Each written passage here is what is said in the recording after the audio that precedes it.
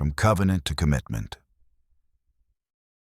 How God's faithfulness shapes our life and leadership. There's a verse tucked into the middle of Deuteronomy that doesn't just speak, it roars. It calls out to every believer, every business leader, every weary heart looking for direction and definition in a noisy world. Know therefore that the Lord your God is God. He is the faithful God, keeping his covenant of love to 1,000 generations of those who love him and keep his commandments. Deuteronomy 7:9. This isn't just theology. It's not abstract encouragement.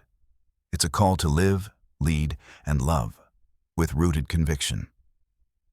Because if God is truly faithful and his promises stretch across generations, then our response, our leadership, our decisions, our integrity must be shaped by that reality. Let's dive in.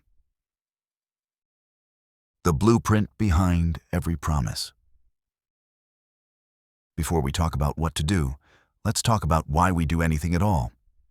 Imagine a blueprint that's been passed down for centuries, not rolled up and left to gather dust, but alive, marked with fingerprints, tears, battle scars, and breakthrough moments. That's what God's covenant is. His blueprint of love wasn't built in a vacuum.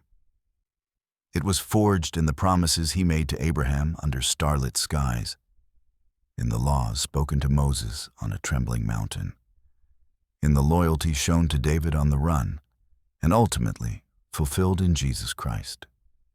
Deuteronomy 7:9, this stands like a signpost in the wilderness, reminding us that we didn't start this journey alone. This verse isn't passive inspiration, it's an identity declaration. God is your God, not some generic deity, not a corporate executive with a clipboard. Your God, faithful, covenant-keeping. And here's the kicker. He doesn't just promise for today, he promises for 1,000 generations.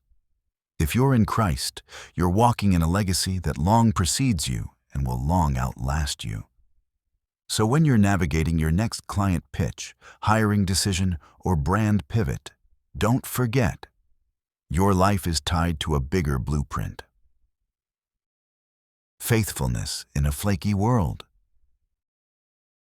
We live in a world of disappearing commitments. Contracts have loopholes, friendships dissolve over difference, brands pivot overnight, chasing trends instead of truth. But God doesn't pivot. His covenant of love is rooted not in your performance, but in his character. The Hebrew word here is chesed, a word that combines loyalty, kindness, and relentless mercy into one idea. It's the kind of love that stays even when you've failed. It's the kind of love you can build on. Now pause. Think about your own life or leadership. How do you show up? Is your yes dependable? Is your leadership anchored in consistency? Or does it shift based on how you're feeling that week? Faithfulness isn't sexy. It doesn't trend, but it's what builds legacies that last. Performance versus promise, the heart-level battle. Here's where it gets raw.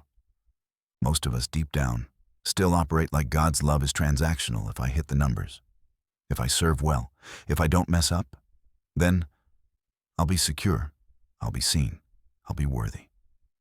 But Deuteronomy 7:9 dismantles that thinking. God's love doesn't waver with your wins or losses. You can be on a professional mountaintop or curled in a valley of disappointment, and his faithfulness hasn't moved an inch. That kind of love is uncomfortable because it's immovable. You can't manipulate it. You can only receive it.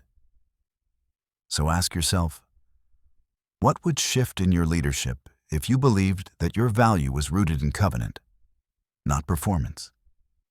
Maybe you'd take more meaningful risks. Maybe you'd lead with greater compassion.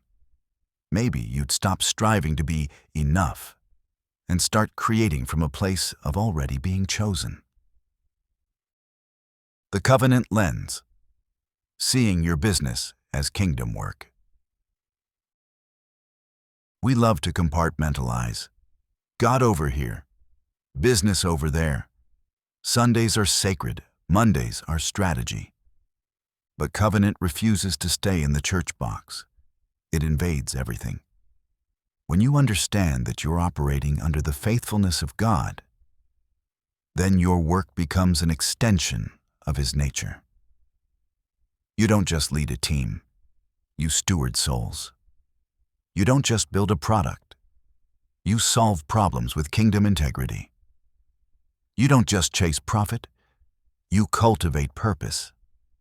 That's what covenant-centered leadership looks like. It doesn't clock in and out. It shows up with consistency, conviction, and a clear why behind every move. Your business isn't just business, it's discipleship in disguise. A legacy to build, a generation to serve. To 1,000 generations. It's easy to glaze over that part. But slow down. God's faithfulness is generational. That means your decisions today ripple into futures you'll never see.